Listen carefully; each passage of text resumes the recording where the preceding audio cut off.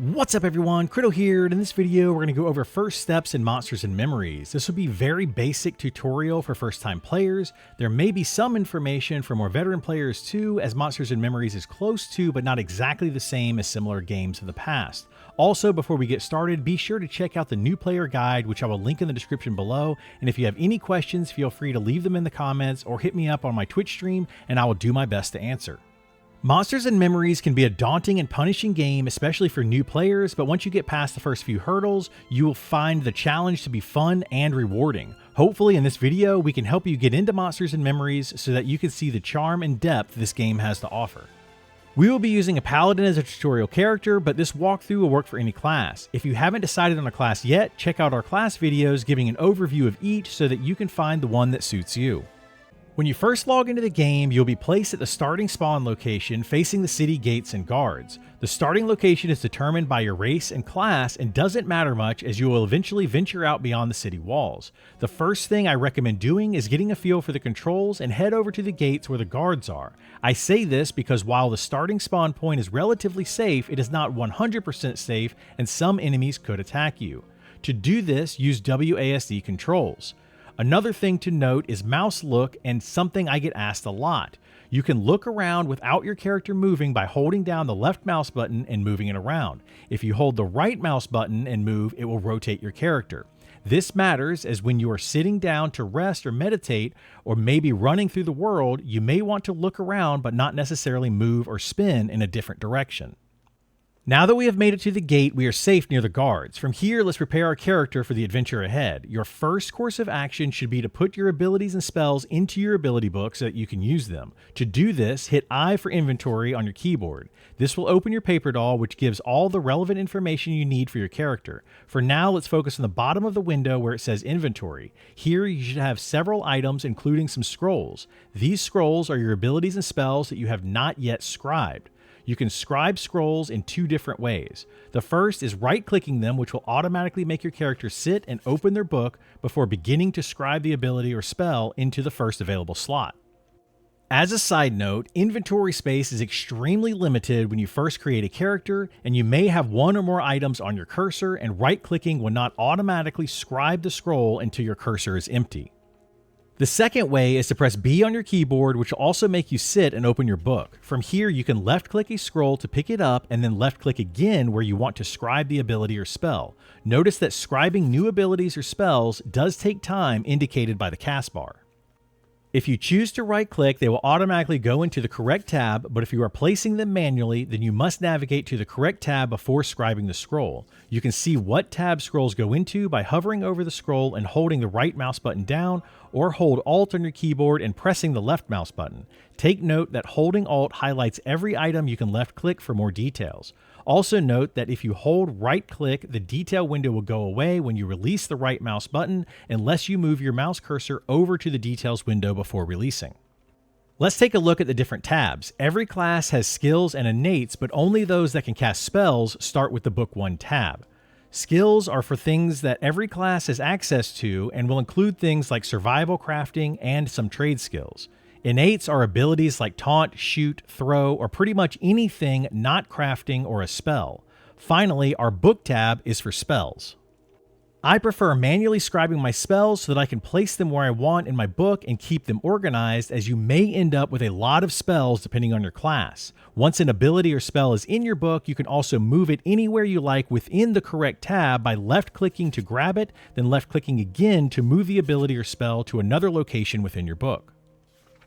So we have our abilities and spells scribed and are ready to memorize. Memorizing is when you put an ability or spell on your ability bar, which is located on the right side of the screen by default. Note that some abilities, like Aura of the Pious, are persist until canceled, which appear just above your hotbar at the bottom of the screen. These abilities do not need to be memorized to use, and as you scribe them will appear automatically. You can toggle them on and off or switch them if you have more than one by clicking them or holding Control and pressing the corresponding number.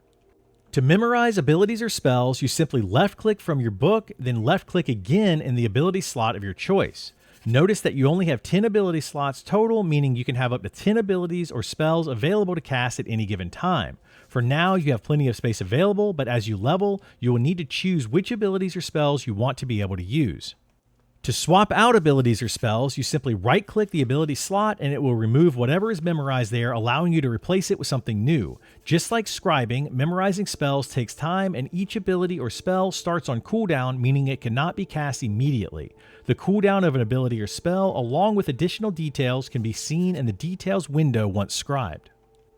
Now that we have our abilities and spells ready to use, we can learn about the basics of combat, but before we do that, we should talk about the chat windows. By default, the chat window in Monsters and Memories gives you all of the information happening around you. Because of this, it can scroll extremely fast and it's easy to miss information. I recommend taking a few moments to set up a couple of chat windows to make things a little less confusing and easier to read. To do this, right-click inside your chat window and choose Open New Window. From here, right-click inside this new window and look at Filters. For now, hover over Gameplay and choose Consider. Notice that an asterisk appears next to Consider, indicating this will show up in this window. Now look under Filters again and hover over Combat, then hover over Melee, and finally Hit, then click on Me and Mine. I also like to choose Me and Mine under Misses as well, but that's up to you. Finally, do the same for Ability, which is also under Combat. I recommend fiddling around with these filters at your convenience and creating several chat windows with different information in each one. The first thing any good adventurer needs to know is to tell if a creature they are going to fight is weaker, stronger, or an even match to them. We can check this by targeting any NPC or player and pressing C for Consider on the keyboard. To target NPCs, you can left-click on them or press Tab to target the closest NPC that is on your screen. Tab does have a range, however, so if an NPC is far off but you can still see it, you may have to left-click it. Pressing C will display the information in the original window as well as the new chat window we just created. From here, we can not only read the text, but also check the color of the text for different information. First, the color of the text indicates the challenge of the fight, starting at green, meaning it is extremely easy, light blue, meaning still fairly easy, dark blue, meaning you should win, but it might hurt a little, white indicating it is an even match and you could win or lose, yellow showing you have a tough time winning, and finally red saying you'll most likely lose. Generally speaking, these colors are based on you fighting the mob alone and with no help from anyone else, including buffs, which are beneficial spells other players can cast on you. Next is the text itself, which gives additional information including how the target feels towards you. The main thing you want to look for here is if it says ready to strike, which means if you get close enough and it sees you, it will attack. If your target does not say ready to strike and you attack it, then consider it, the text will change to views you as a threat, meaning you are now on its aggro table and it will attack you. This is helpful for when a group member attacks something and you heal that group member, you now know that enemy will attack you if you gain too much threat. You do not necessarily need to attack an enemy for it to become a threat and attack you. Finally, the end text gives a written description of the color of the text. For example, if it is white text, it will say a battle would be quite risky. If it is yellow, it might say you will likely be defeated in this battle. The last thing I'll mention before we get into combat is that many enemies in Monsters and Memories have what is called social aggro. Here at the city gates, most of the wandering enemies like snakes, rats, and spiders do not, but the beetles do. What this means is if you are fighting an enemy, even if you consider it and it does not say ready to attack, similar type enemies might take notice and assist each other to attack you. Let's fight our first enemy. This can be done in a variety of ways, but let's talk about auto attack first. By default, your auto attack toggle key is Q, and some spells and abilities will turn on auto attack, but not all, so you'll want to get used to doing this yourself. Every class has the ability to auto attack and will have a basic starting weapon to use. There is a short range in auto attack, however, so be sure to move close to your enemy with the exception of archers and rangers. If either of those turns on auto attack and has a bow and arrow equipped, they will attempt to fire at their target. Other classes that can use a bow and arrow must use the shoot skill to fire their bows. Notice when you turn on auto attack, whether you have something targeted or not, your health bar at the top left of the screen flashes quickly. This indicates your auto attack is active and you will attempt to hit anything that you target within range.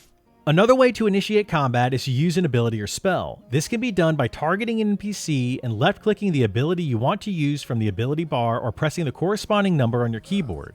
Abilities and spells also have a maximum range which can be checked in the details window of the ability. If using an ability, it will trigger usually instantly, but some abilities do have cast times. Casting a spell, on the other hand, may fizzle, which is when a spell fails to cast but still consumes mana, in which case try casting the spell again. If the spell succeeds, it will start a cast bar, and once finished, you will cast the spell. Fizzles are based on your skill level with the type of spell you are trying to cast. This information can be seen in the details window of the skill, and your skill level can be seen by pressing P on your keyboard. If you do not see the skill in your skills window, it simply means you are at 0. You will need to use the skill to begin to level it. All classes begin the game with basic skills they need, but you will learn more skills from your skill trainer as you level up. Lastly, for basic combat using ability and spells, if the ability or spell is beneficial like a heal or buff and you are targeting an enemy or have no target, it will default to you. What this means is, if you are fighting an enemy, you do not have to target yourself to heal, rather just cast the spell and you will heal yourself. If you want to heal or buff allies, however, you will need to target them directly. Be sure to watch your health and mana, which are the red and blue bars at the top left of your screen. By default, the target window will appear next to your health bar. Once you slay your enemy, you can right-click their corpse to loot it and take the spoils of your victory.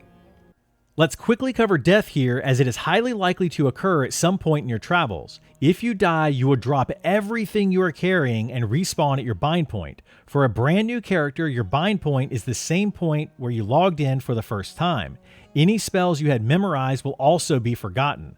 At level 5 and higher, you will also lose a bit of experience, and you can de-level if you do not have enough experience in your current level. You will then need to recover your corpse, so be sure to take note of where you died. Once you arrive back at your corpse, you can loot it like anything else by right-clicking.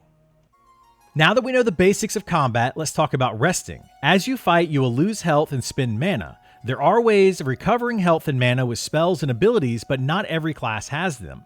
In Monsters and Memories, these regenerate very slowly at only 1 health and mana per 6 seconds while standing. To regenerate those faster, you can simply sit down by pressing X on your keyboard. While sitting, you regenerate 2 health and 3 mana per 6 seconds. For casters especially, you will want to get used to sitting a lot, because as you level, you will unlock the meditate skill, which will further increase how much you regenerate every 6 seconds. Monsters and Memories is not a game where you must constantly be doing actions like many other games today. For the most part, while playing a caster, sitting is much more beneficial than trying to melee or do other actions. For now, continue to fight enemies and collect loot until you hit level 2, which should be about 20 to 25 battles if you are solo. Once you hit level 2, let's talk about vendors and finding your class trainer. Now that you're level 2, you should have a basic understanding of combat in Monsters and Memories, and your inventory is most certainly full. Selling in this game is a bit different than others in that every vendor will not buy every item, and those that will buy a lot of different items are probably giving you less than what it is worth. For that reason, you want to learn where to sell items for the most profit. For most of the enemies you just defeated, that vendor would be a cook, which is usually located at inns. As you play, you will learn who buys what and where those vendors are located. To sell items, once you find a vendor, simply right-click them and a buy-sell window will appear. To help find your way around, there are a few tips I can give. First, ask. Monsters and Memories is a very social game, and you will often find people willing to answer your questions and maybe even show you around. The best way to do that is out of character chat, which can be accessed by typing /OOC followed by the message you want to send. This will come up as green text in your chat box, and you may want to create a new chat box for various types of chat. The second is to use the sun. In Monsters and Memories, the sun rises in the east and sets in the west. This way you can get an idea of which direction you're facing. The third is to ask guards. All guards, and especially named guards, will respond to a variety of questions. Simply approach a guard, target them, and ask a question. For example, where's the inn? They will respond in chat with white text, which indicates that the text is in the say channel. You can add this to the new chat window if you're having trouble finding it. It will also appear in the interactions window, which is a special window for NPC dialogue. Try conversing with guards or other NPCs, as many of them will have a lot to say, and this is what gets you quests as well. Speaking of quests, that is the last thing I'll go over in this video. Every class starts out with a note in their inventory, which you may have noticed. Right-clicking that note will give you information to find your class trainer and your ability or spell vendor. Read that note and use the previous tips for finding your way around town to look for that trainer. Once you find your trainer or person mentioned in your note, the first step is almost always to give them the note. This can be done in two ways. First, you can pick up the note from your cursor, drop it on the NPC. This will open a trade window and put the note inside. The second way is to target the NPC, then right-click your target window and choose Trade. From there, place the note in the trade window and press Trade. Read and respond to the text as needed to advance the quest. Note that there is no quest log or journal in Monsters and Memories to keep track of your progress. If you want to reference what an NPC said, you can hit J on your keyboard and find the name of the NPC. This way, you don't have to memorize or write down every little detail. Anyway, that should be everything you need to get started with Monsters and Memories.